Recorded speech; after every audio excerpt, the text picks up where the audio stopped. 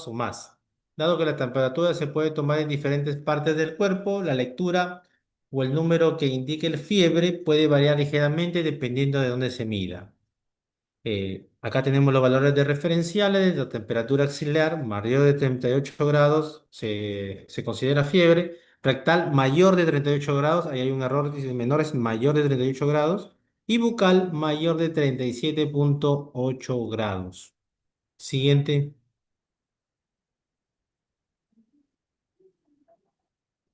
Buenas noches. Con respecto a la fisiopatología de la fiebre, tenemos los pirógenos exógenos. Los pirógenos exógenos, pues, son todos los microorganismos que podemos encontrar. Pueden ser bacterias, virus, este, hongos,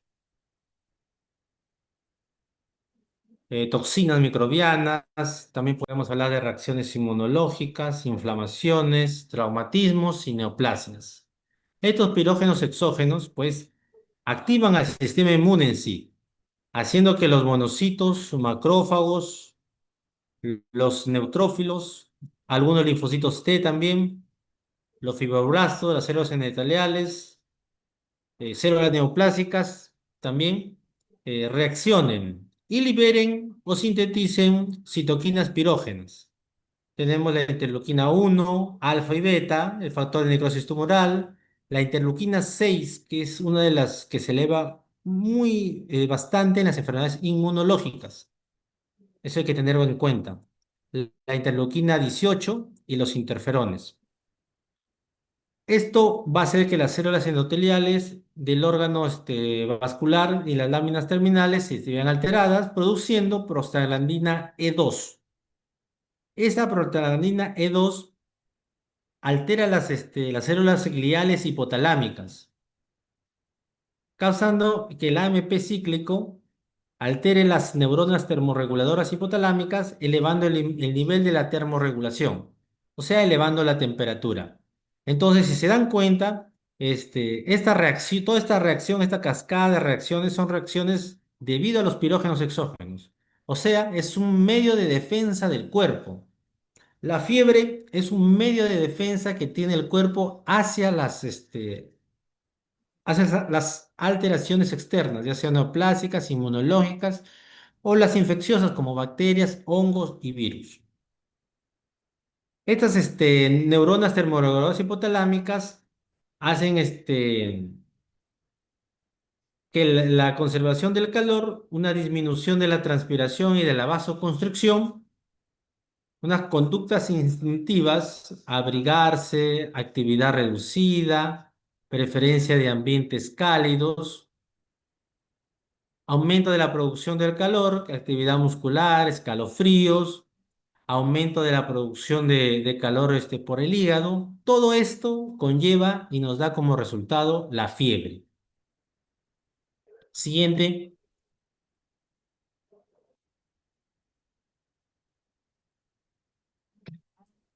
Bueno, ahora vamos a ver la parte semiológica y cómo esta fiebre o esta respuesta a los pirógenos exógenos. Esta respuesta, ¿cómo se mide? Si el primer termómetro clínico fue inventado por Sartorius en la Escuela de Medicina de Padua en el siglo XVII, perdón. Carl Reynolds fue el primero a considerar la fiebre como un signo y no como una enfermedad. En la antigüedad, pues pensaban que la fiebre era una enfermedad, y en realidad es un signo que manifiesta una enfermedad de fondo, ya sea infecciosa o no infecciosa. La temperatura vocal es el método más difundido. Ustedes han visto en varias figuras que siempre cuando aparecen, hasta en los stickers del WhatsApp, aparece la carita amarilla con el termómetro en la boca, ¿cierto? Porque la temperatura vocal es el método más difundido. Pero la que utilizamos normalmente en la práctica clínica que tenemos nosotros es la temperatura axilar. Los parámetros ya los mencioné anteriormente. La temperatura bucal y axilar son menos sensibles para determinar los cambios de temperatura respecto a los realizados por el recto o la membrana timpánica. Siguiente.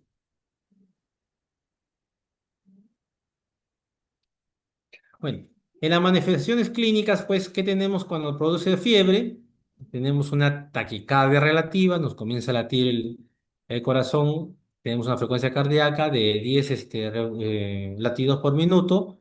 Por cada grado aumentado, la frecuencia respiratoria aumenta también entre 3 a 5 respiraciones por minuto por cada grado aumentado. Hay una disociación esfingotérmica, por ejemplo, en la fiebre tifoidea, en la gripe, en la fiebre fáctica, por fármacos, en la brucelosis también. Siguiente. Acá hay algunos fármacos implicados en el desarrollo de la fiebre. Bueno, como vamos a hablar más adelante, la fiebre se puede producir, bueno, se produce generalmente por razones infecciosas a la cabeza. Después siguen las enfermedades inmunológicas, neoplásicas y otras. En una de esas patologías, pues, que puede causar fiebre, te dan los fármacos. Es muy importante que ustedes lo sepan porque nosotros cuando indicamos medicamentos podemos producir fiebre o podemos causar una fiebre, una febrícula o fiebre relativa también. Los más comunes, pues, tenemos a la atropina, la fotericina B, a los barbitúricos, la bleomicina, metildopa, penicilinas, cefalosporinas, procaína, eh, em, quitidina, el ácido oxalisalicílico, el interferón. En los menos comunes, alopuridol, azathioprina, cimetidina, hidralazina, isoniazida, rifampicina, streptoquinasas, el imipenem, vancomicina, nifedipino, metoclopramida. Y en las raras, los salicilatos, los corticoides, inmunoglucósidos, macrólidos, tetraciclinas, clindamicina, cloranfenicol y preparados vitamínicos también. Siguiente.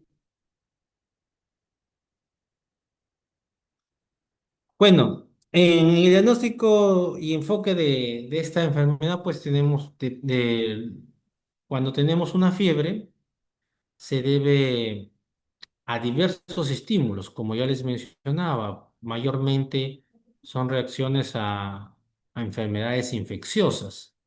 Después tenemos una respuesta multisistémica, una respuesta aguda, y un mecanismo, y también demuestra un mecanismo de defensa. Como ya les mencionaba anteriormente, pues la fiebre es un mecanismo de defensa que tiene el cuerpo. Se menciona pues en algunas literaturas que a cierta temperatura las bacterias mueren, las bacterias, los virus mueren. Es por eso que, por ejemplo, nosotros hervimos el agua, ¿cierto? Cuando hervimos el agua elevamos a una temperatura de ebullición de 100 y es que las bacterias se mueren en el agua, ¿cierto? Ya la podemos beber. Pues con esa misma se podría decir como esa misma razón, el cuerpo trata de elevar la temperatura para matar las bacterias. Eso es lo que intenta hacer. No obstante, al hacer eso, sería conveniente que dejáramos que el paciente se elevara la temperatura bastante y no lo bajáramos para que mate las bacterias. Nos ayudaría, pero en realidad, esta elevación de temperatura puede causar daños en el cuerpo. Por ejemplo, en niños menores de 5 años produce las convulsiones. Bueno, es una respuesta aguda. Los síntomas o signos más característicos son la fiebre, la anorexia, la somnolencia, las mialgias, son lo que un paciente con la temperatura aumentada. Hay modificaciones humorales también. Esto se pide para los exámenes. Tenemos el aumento de la proteína C reactiva, la aptoglobina, el complemento, la ceruloplasmina, la amiloide A, el fibrinógeno, glucoproteínas ácidas, disminución de la síntesis hepática de albúmina, transferina, transtiretina, glucoproteína alfa 2, el aumento de la síntesis de liberación de factor de liberación de ACTH, la ACTH en sí, el cortisol, la vasopresina, hay disminución de concentración de hierro y zinc en sangre, aumento de la concentración de cobre, y los cambios inmunohematológicos como anemia de los trastornos crónicos, leucocitosis con neutrofilia, trombocitosis, elevación de la eritrosedimentación, activación de linfocitos T y B, En el sistema nervioso central, la proliferación glial. Pues estas son las consecuencias si nosotros dejáramos la temperatura aumentar. Siguiente, en la fiebre aguda dura menos de 15 días en un enfermo inmunocompetente, causada por infecciones comunes, sea eh, respiratorias, de piel, de vías urinarias, en una fiebre prolongada, ya dura más de 15 días, la etiología puede ser múltiple, y la fiebre de origen desconocido, una duración por lo menos de 3 semanas o 21 días, una temperatura igual o mayor a 38,3 grados en 3 ocasiones, y un falta de diagnóstico etiológico. Siguiente. Acá les presento dos puntos claves que me parecieron curiosos con respecto a la fiebre. La fiebre puede estar ausente en las infecciones de los recién nacidos y los gerontes. Tengan mucho en cuenta esto, por favor. Hay, por ejemplo, los pediatras, cuando ven un paciente, un niñito, un neonato que esté en sepsis, por ejemplo, lo ven así alicaído, que no amamanta, que tiene ictericia, le toman la temperatura y está normal. No necesitan ellos temperatura elevada o para considerarlo fiebre. Inmediatamente ya consideran que el paciente está con una sepsis y le dan tratamiento. Y en los pacientes adultos mayores igual, los gerontes más presentan disminución del apetito, no pueden hablar bien, encefalopatías. Son alteraciones que no se demuestran con elevación de temperatura. O sea, por eso la fiebre puede estar ausente en infecciones en estos dos extremos de la vida. Los pacientes con insuficiencia renal crónica y los que consumen corticoides que reducen el síntesis de proteína E por inhibición de la fosfatasa A2 y bloquean la transcripción del ARN mensajero para las citoquinas pirógenas. En ellos también pueden estar ausentes. Y o antiinflamatorios no esteroideos, inhibición de la ciclooxigenasa 2 también. Y otro punto clave, la asociación de fiebre con determinados hallazgos semiológicos que constituye un signo de alarma que sugiere al médico la existencia de una enfermedad grave subyacente. La fiebre con cefalea y confusión mental. Esto pues es un síndrome meningio, es un estado de gravedad. La fiebre de comienzo súbito asociada con lesiones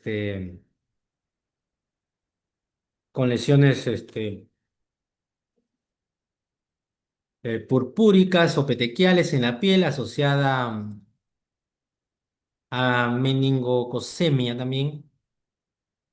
La fiebre con petequias en el fondo del sacro conjuntival puede objetivar de meningitis bacteriana.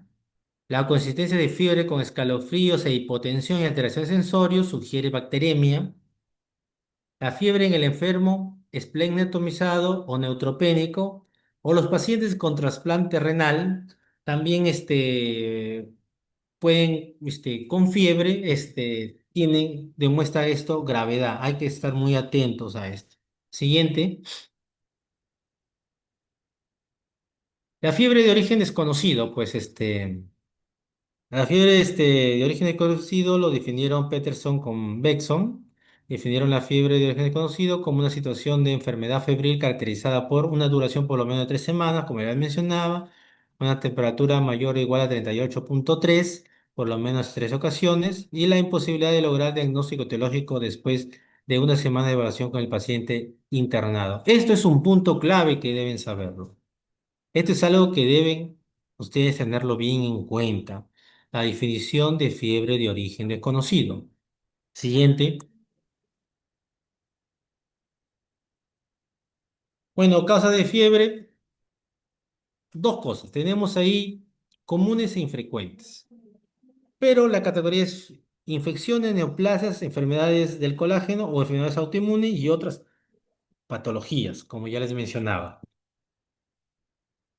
En este orden es el orden de la fiebre de origen conocido en pacientes más o menos adultos y adultos mayores. Infecciones en primera posibilidad neoplasias, enfermedades del colágeno o enfermedades autoinmunes y otras causas. Estas son las cuatro. En pacientes jóvenes, 20 años por ahí, cambia el 2 y el 3. Infecciones siempre va a ir a la cabeza. En la segunda casilla iría enfermedades del colágeno o enfermedades autoinmunes. En la tercera casilla iría neoplasias y en la cuarta casilla otras causas.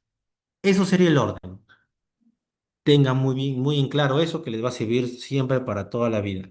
Ahí pueden observar las probabilidades de infecciones más comunes que pueden haber. Siguiente. Bueno, la enfermedad de origen desconocido nosocomial es una fiebre mayor 38, con diagnóstico después de 3 días de estudio. No se encuentra el diagnóstico, causas frecuentes, infecciones de catéter nervioso central, fiebre por fármacos. En la neutropénica, en la fiebre de origen desconocido neutropénica, una fiebre mayor de 38,5, pero los pacientes tienen que tener neutrófilos menor de 500, sin foco infeccioso aparente después de 3 días y cultivos negativos, ¿ya? Los cultivos tienen que ser en 6 tomas. Siguiente. En pacientes con VIH, los pacientes con VIH pues es un mundo aparte. Fiebre mayor a 38,3, pacientes con serología positiva para VIH en un tiempo de 4 semanas en manejo ambulatorio o 3 días en manejo hospitalario. Generalmente se da paciente con CD4 de 40 a 160. ¿Ya? Las causas son múltiples. Como le digo, este es un mundo aparte. Esto es para solamente que lo sepan que fiebre paciente VIH, pues las probabilidades diagnósticas son infinitas. Siguiente. Y el esquema diagnóstico, pues tenemos fiebre, sin foco evidente o dudoso al examen físico, hay que hacer estudio complementario con hemograma, orina completa, urocultivo. Si identificamos el foco evidente al examen físico, hay que dar el tratamiento de la enfermedad de origen. Si hay resolución o remisión de la fiebre, ahí nomás queda. Si no hay resolución de la fiebre, le pedimos de nuevo una batería de análisis como hemograma, examen de orina, urocultivo, radiografía de tórax. Si estos exámenes nos salen negativos, hay que estar estudios complementarios en segunda línea, como hemocultivo, punción lumbar, estudios inmunológicos, radiológicos. Si nos sale positivo, identificamos la patología, damos tratamiento y resolución y remisión de la fiebre. Este esquema es para prácticamente buscar siempre el origen de la fiebre. Si se dan cuenta, en lo primero que buscamos en los estudios complementarios siempre es un cuadro infeccioso. Eso va a la cabeza siempre. Después ya pensamos en lo neoplásico, lo inmunológico y después las otras causas si es que no se encuentra ninguna patología. Siguiente. Ahora vamos a hablar de la fisiopatología y semiología del shock. En esto me he tratado de resumir lo más posible lo que es el shock como, como en la parte semiológica, la parte más sucinta. Y tenemos pues que el shock en la inspección, tenemos ansiedad, agitación, alteración del estado mental. En la alteración del estado mental podemos encontrarlo somnoliento, letárgico o en coma. En los signos vitales, pues, la presión alta y la hipotensión demuestra shock. Eh, el pulso rápido, filiforme, llenado capilar aumentado, taquicardia, sudoración, hiperneica, respiraciones, bastantes respiraciones, hipoxia celular. Podemos encontrar oliguria. En los factores contribuyentes, la hipovolemia, las arritmias, los fármacos, la cantidad de fármacos que puede dar, dolor, isquemia en el miocardio, algunos infartos. Entonces, el shock es el estado de hipotensión tisular, que presenta sus manifestaciones clínicas que son tipo de shock es anafiláctico, minutos séptico tardío. Tenemos la edad, paciente joven, es rápida. Compensación, paciente adulto mayor, y es más lento. Enfermedades preexistentes, mecanismo de compensación, alteraciones o ausentes. Eh, Velocidad de presentación, el shock lento, más tiempo que el compensatorio, enfermedades farmacológicos, consumo de alcohol, altera mecanismos compensatorios. Bueno, entonces, el shock es un estado de hiperprofusión tisular que afecta al aparato cardiovascular, respiratorio y nervioso. Como lo ven en la sintomatología, en cardiovascular, pues pueden tener, como le mencioné, taquicardia, la hipotensión, en el estado respiratorio la taquimia, en el estado nervioso el estado de alteración, comatoso, somnoliento, estuporoso. Entonces, el shock se divide, pues tenemos tres clases de shock. Tenemos el shock hipovolémico, el obstructivo, el distributivo y el cardiogénico. El hipovolémico, por cantidad de sangre o agua corporal insuficientes, provocado de manera externa o interna. Externa por traumatismos o por hemorragias gastrointestinales, si uno pierde sangrado por hemorragia digestiva alta, por ejemplo. Ahí tenemos un shock hipovolémico. Y la interna por hemotórax, hemoperitoneo, eh, hemorragias retroperitoneales, fracturas. O sea, acá el sangrado no se evidencia, ¿correcto? El sangrado no se llega a evidenciar. El enfoque diagnóstico, paciente presenta piel fría, pálida y sudorosa, paciente deshidratado, no sudoración, taquicardia e hipotensión. En el shock obstructivo tenemos que impide el retorno venoso adecuado provocado por una embolia pulmonar, un taponamiento cardíaco, un neumotórax, una oclusión de la vena cava, disección aneurismática. El enfoque diagnóstico, si el paciente presenta distensión de las venas del cuello, pulso paradójico, estrechamiento de la presión de pulso, silencioso o auscultatorio. En el shock distributivo lo vamos a dejar al final porque es el más complejo. El shock cardiogénico, por falla de la función de la bomba cardíaca provocado por un infarto agudo de miocardio, miocarditis, insuficiencia valvular, rotura miocárdica, arritmias cardíacas graves. El enfoque diagnóstico, el paciente presenta disnea, tos productiva, piel fría, sudorosa y cianótica y la hipotensión. Y en el shock distributivo es por vasodilatación, permeabilidad vascular anormal. Puede ser neurogénico, anafiláctico y séptico. Neurogénico por pérdida de respuesta del sistema nervioso central, genera vasodilatación generalizada que causa disminución de la respuesta venosa periférica marcada. El enfoque diagnóstico, el paciente presenta piel principalmente caliente, rosada y seca. No hay sudoración, hipotermia, cúmulos de sangre, actúan en la gravedad bradinea y el paro respiratorio, lleva al paro respiratorio. En el shock anafiláctico, por exposición a un alérgeno, el enfoque diagnóstico, el paciente presenta eritema generalizado y urticaria, edema de mucosas, petequias, cólicos abdominales, vómitos de diarreas, hipotensión y disnea. En el shock séptico, por disfunción endotelial más mala distribución vascular, el enfoque diagnóstico, el paciente presenta hipertermia, piel eritematosa, pálida o cianótica, inicialmente alto volumen con vasodilatación, falla orgánica múltiple y petequias. Si pueden observar en el enfoque diagnóstico, lo que está de amarillito es lo más importante de este cuadro. Toda la manifestación de cada shock. Eso en semiología ustedes deben saberlo al revés y al derecho. Si se les presenta un caso, por ejemplo, paciente entra con disnea, tos productiva de 5 días de evolución, piel fría y sudorosa, con cianosis distal, se toma la presión arterial en 80-40. ¿Qué tipo de shock podría ser? Estamos hablando de un shock cardiogénico. Entonces, este cuadro nos puede manifestar la forma clínica de cómo se puede manifestar el shock en un paciente que nosotros vemos a diario. Siguiente,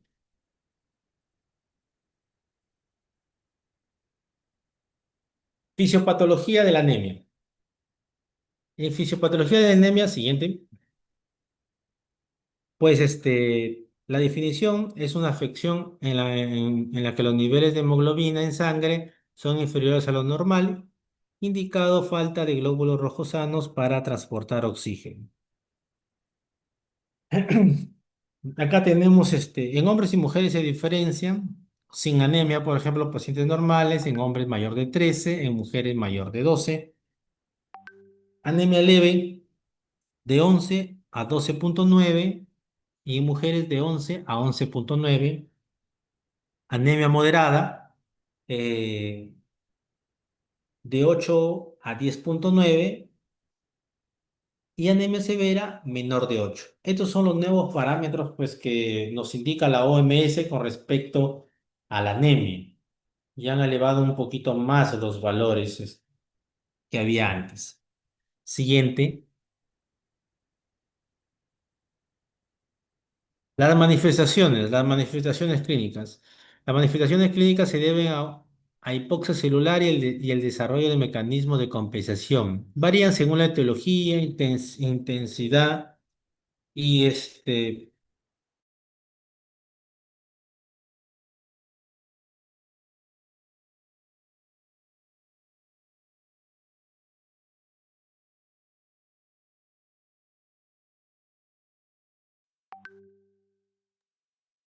tenemos síntomas. Los síntomas más habituales son la fatiga y la astenia.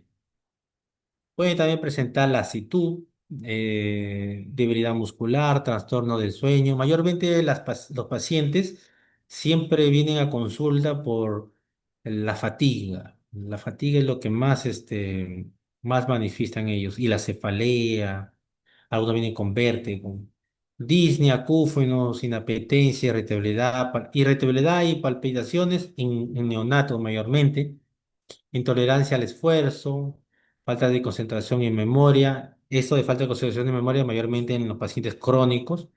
Dolor torácico anginoso, eso sí es muy raro en los pacientes. Siguiente. En la exploración en física se deben a la hipoxia celular y al desarrollo de mecanismos de compensación que varían según la etiología, intensidad, rapidez y extracción de la anemia también. En cutáneo, pues tenemos la piel, conjuntiva, mucosas del lecho unguial. Ahí tenemos la palidez, pues, ¿cierto? Los síntomas generales, astenia, disnea, irritabilidad, fatiga muscular. En las manifestaciones cardiocirculatorias, taquicardia, palpitaciones, soplo sistólico funcional. En trastornos neurológicos, en edad avanzada, alteración de la visión, cefaleas, alteraciones de conducta, insomnios. La alteración del ritmo menstrual, las jóvenes presentan amenorrea, producto de la anemia en sí. Alteraciones renales producen anemia. Trastornos digestivos, anemia carenciales, anorexia o constipación. Siguiente.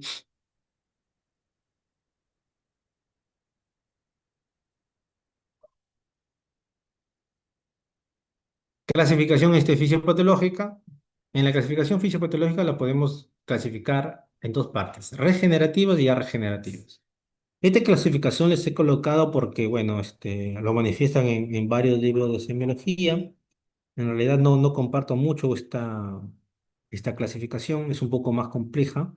En las regenerativas, poshemorrágica aguda, tenemos a las desmias hemolíticas, corpusculares y extracorpusculares. En las corpusculares son llamadas, pueden dividirse en congénitas y adquiridas. En las congénitas tenemos la hemoglobinopatías como la talasemia de panocitos, la enzimopatías, déficit de glucosa, fosfato, membranopatías, esferocitosis, hereditaria porfirias, y en las anemias adquiridas, la hemoglobinuria paroxística nocturna.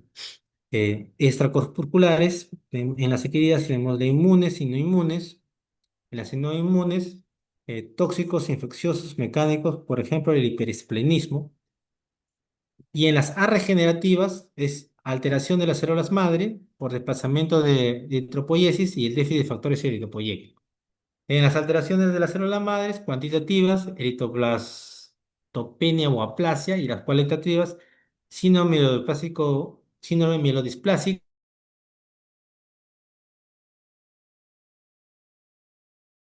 Continuamos. ¿Alguna duda hasta aquí? ¿Alguna pregunta?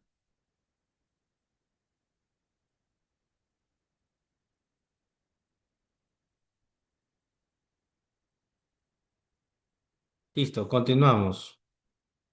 Por déficit de factores eritropoyéticos tenemos el hierro, vitamina B12, ácido fólico y hormonas tiroideas. En el hierro, pues la ferropenia, el bloqueo macrofágico en enfermedades crónicas, la anemia sideroblástica también. Siguiente.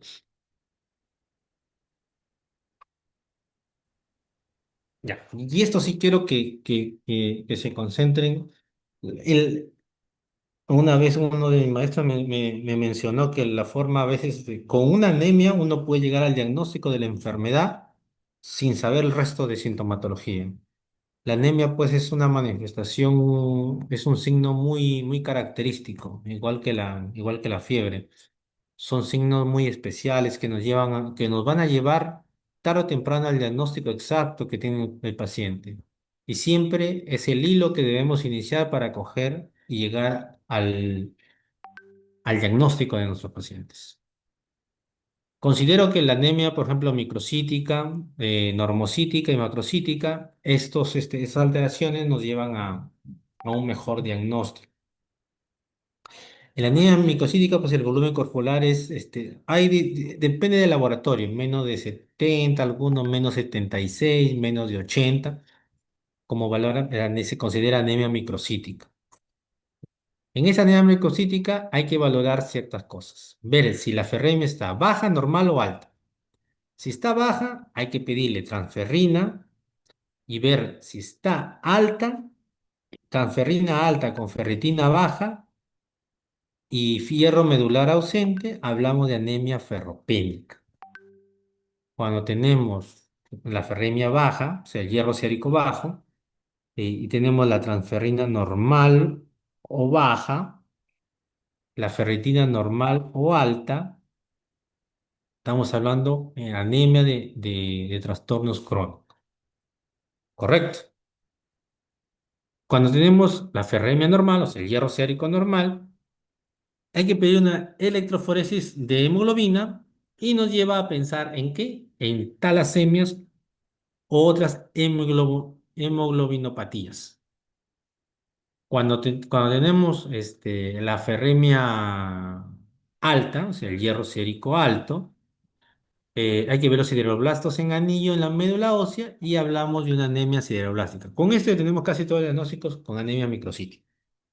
Anemia ferropénica, de enfermedad crónica, las talasemias y la anemia cerebral. ¿Cómo llegar? Ahí está en el cuadril. No se olviden. Siguiente.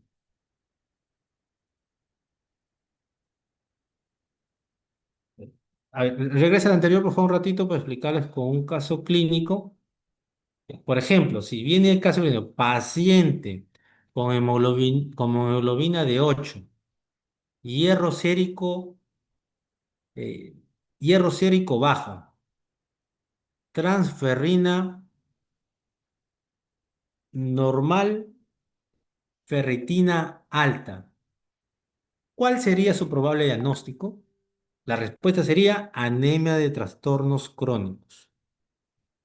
Correcto. Entonces, estos cuadros son vitales para llegar. De ahí nacen todos los casos clínicos. Ahorita les acabo de sacar un caso clínico solamente con este cuadrito. Por eso es importante que lo sepan. Y eso le va a servir para su vida diaria. Siguiente. En anemia normocítica normocrómica, pues hay que valorar los reticulocitos. Si los reticulocitos están elevados, hablamos de hemólisis o una hemorragia. En esto sí, pues si es hemólisis hay que pedirle el CUMS y si es hemorrágica hay que evidenciar signos de sangrado. Si los reticulocitos están normales o bajos, pues hay que ver si la ferremia está baja, hablamos de trastornos crónicos y ferropenia temprana. Si la ferremia está normal o alta, hay que hacer un estudio de médula ósea y hablamos de aplasia o síndrome mielodisplásicos. Si hablamos de una enfermedad general endocrina, hepática, renal, hablamos de anemia de trastornos crónicos, ¿cierto? O sea, puede ser una anemia normocítica, normocrómica, con reticulocitos normales en un paciente. Eso se puede manifestar, por ejemplo, en un paciente diabético, en un paciente cirrótico, en un paciente con enfermedad renal crónica o en alguna infección que tenga, un VIH, por ejemplo. Ellos tenían una anemia de trastornos crónicos. Siguiente. Y en la anemia macrocítica hay que valorar los megaloblastos en la sangre o médula. Cuando tenemos megaloblastos en sangre o médula, hay que dosar vitamina B12 y folatos.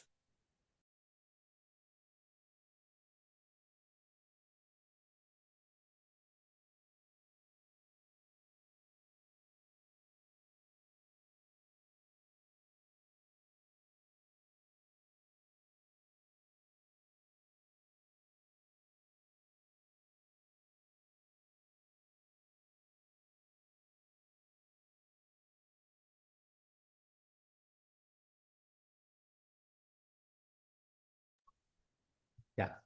Hay que dosar, como le mencionaba, la vitamina B12 y los folatos. La vitamina B12, si está disminuida, tienen déficit de vitamina B12, tenemos anemia perniciosa, o también los operados por banda gástrica, gastrectomías, por ejemplo. Si los folatos están disminuidos, hay un déficit de folatos por mala absorción, un ejemplo, el alcoholismo. Y cuando hay ausencia de megaloblastos en sangre y en médula, hay que hay que ver los reticulocitos. Si tenemos aumentados, normales. Si están aumentados, hablamos de una hemorragia aguda o hemólisis. Y si estamos ante reticulocitos normales, tenemos hipotiroidismo, alcoholismo y hepatopatías. Algo que me enseñaron también fue que nosotros cuando tenemos una anemia macrocítica mayor de 110, hay que pensar en una neoplasia. Siempre busquen una neoplasia. Ya, esto es algo que lo van a enseñar en la parte clínica, lo van a ver. Es como un secretito, se podría decir, para llegar al diagnóstico. Siempre cuando observen una anemia megaloblástrica entre 90 y 110, podría ser estas enfermedades. Pero cuando ya es muy elevada, 110, 120, pensar en una neoplasia. Mayormente ahí se manifiestan las neoplasias. Siguiente. Bueno, en frotis sanguíneo, alteraciones morfológicas de los glóbulos rojos. Por ejemplo, si encontramos una en lámina periférica, esferocitos, tenemos esferocitosis hereditaria, hemólisis autoinmune. En la dacreocitos, ver mielofibrosis, mieloptisis. En los quisocitos, microangiopatías y hemólisis mecánicas. En drepanocitos, drepanocitosis, cuando tienen hemoglobina S. En los dianocitos, talasemias, hepatopatías ferropénicas. Y estomatocitosis hereditaria, alcoholismo. En los electrocitos, electrocitosis hereditaria, talasemia, ferropenia. En los equinocitos, uremia, déficit de piruvato sinasa. Esto es memoria, deberían aprendérselo, pero se les va a olvidar, pero deben saberlo también. Ya. Siguiente. Clasificación de anemia según el volumen corporal medio de los reticulocitos, como ya les mencionaba, microcíticas, macrocíticas, normocíticas y macrocíticas. Ahí pueden observar las diferentes enfermedades las que pueden tenerse con las catalogías, pero más me interesaría que aprendieran los cuadros anteriores. De esos cuadros pueden llegar al diagnóstico mucho más rápido, ¿ya? Y los se pueden orientar bastante para encontrar. Ahora, en un estudio de anemia, ¿qué es lo que yo pido normalmente en un estudio de anemia? Hierro sérico, lo pueden apuntar. Hierro sérico, transferrina, ferritina, reticulocitos, lámina periférica, Tevenon en heces, y Cums directo. Eso es lo que mayormente pido en un estudio. Ah, y vitamina B12 y ácido fólico. Si ustedes ven un paciente con anemia y casi no les importa, por ejemplo, si es microcítica, macrocítica, normocítica, todos sus exámenes yo lo llamo el perfil anémico. Con eso estudian casi toda la mayoría de anemias que pueden haber o la posibilidad de diagnóstico. Recuerda que la anemia es un signo que demuestra una enfermedad que hay de fondo. La anemia por sí sola no es una enfermedad. Lleva a pensar, tienes que ponerle nombre y apellido. Anemia ferropénica, anemia megaloblástica, anemia por enfermedad crónica. Siempre el apellido. Siempre llevan algo de fondo. Y bastante con una anemia también nos ayuda a ver neoplásicas, hemorragias. La hemorragia puede ser hemorragias digestivas altas, hemorragias digestivas bajas, enfermedades inmunológicas, ¿ya? Eso también deben tenerlo bien en cuenta. Ya en hematología profundizarán más pues, con respecto a anemia, porque anemia es un mundo completo para poder hablar. Yo les he tratado de resumir los tres signos, fiebre, shock y anemia, en la parte semiológica, en lo que ustedes deben ver con respecto al paciente, en los que les va a interesar cuando vean al paciente, lo que deben buscar para llegar a su diagnóstico. Eso es lo principal que deben hacer. Siguiente. Bueno, ¿alguna pregunta o duda? Eh, Doctor, ¿qué tal? ¿Me escucha? Sí, dígame. Tengo una pregunta. En esa diapositiva de la clasificación de regenerativa, no regenerativa, eh, no o sea, ¿en qué se basa? O sea, ¿regenerar que los niveles de hemoglobina? ¿O porque A ver, coloca la diapositiva.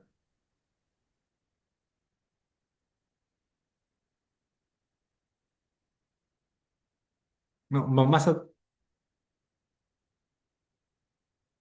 no, más atrás.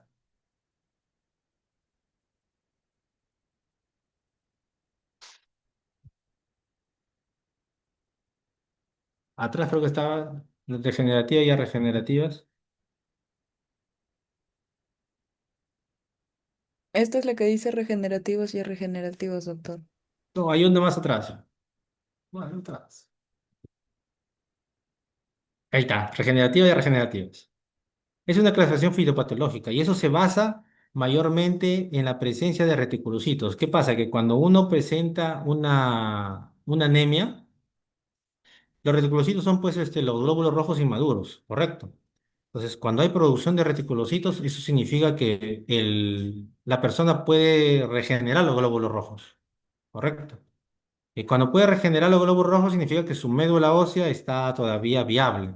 Y por eso tenemos anemias ahí, la anemia hemorrágica, ¿cierto? Por ejemplo, a mí me sangra por una varices esofágicas, ¿cierto? Mi médula ósea está activa. Yo voy a tener anemia, pero mis reticulocitos van a aumentar, ¿correcto? En todas esas enfermedades, los reticulocitos, hay reticulocitos, o sea, mi médula ósea funciona. En cambio, en las enfermedades regenerativas, pues ahí tenemos la aplasia, síndrome mielodisplásico, ¿sí? Ahí mis glóbulos, mi médula ósea se ve afectada, o sea, no tengo reticulocitos, puede estar bajos, anormal también. En la regenerativa sí lo tengo altos mis reticulocitos. Se está regenerando, está tratando de formar. Por ejemplo, en una anemia hemorrágica, yo detengo la hemorragia, inmediatamente yo voy a recuperar mi hemoglobina. Si mi hemoglobina en una hemorragia, mi hemoglobina bajó de 13 pues bajó a 11. Si yo paro el sangrado, mis glóbulos rojos van a de nuevo regresar, ¿cierto? Se van a regenerar. ¿Por qué? Por la presencia, o sea, por la formación de reticulocitos. En cambio, en una anemia plástica, no, pues. En una anemia plástica no va a poder regenerar si es, por sí solo. Yo tengo que ayudarlo con algo. Más comúnmente, pues, la anemia ferropénica. A ella tengo que ponerle yo hierro al paciente para que pueda regenerar, para que pueda formar reticulocitos. ¿Me entiendes? Le falta algo para formar, para que se pueda regenerar. No sé si me dejo entender. Ah, sí, doctor, sí, sí le capté. O sea, es en base a la capacidad que Ah, tenga la médula ósea para así formar es, así es. reticulocitos. Es para Si no regeneración. le das los ingredientes. La regenerativa Ah, se ya, regeneran, doctor. la regenerativa es difícil, tienes que apoyarlo con algo, tienes que colocarle ahí algo. Hierro, Ah, ya, vitamina bacán. D, ¿me entiendes? Sí. Sí, doctor. Gracias, gracias. ¿Otra pregunta? Doctor, buenas noches. ¿Me lo escucha?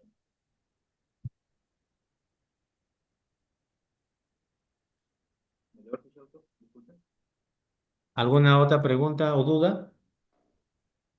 Doctor, buenas noches, ¿me lo escuchar?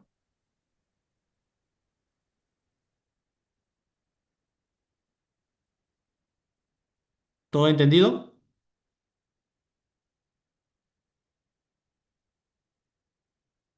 Sí, todavía están ahí. ¿Todo entendido? Sí, doctor. Listo. Entonces nos veremos en la próxima sesión. Hasta luego, doctor.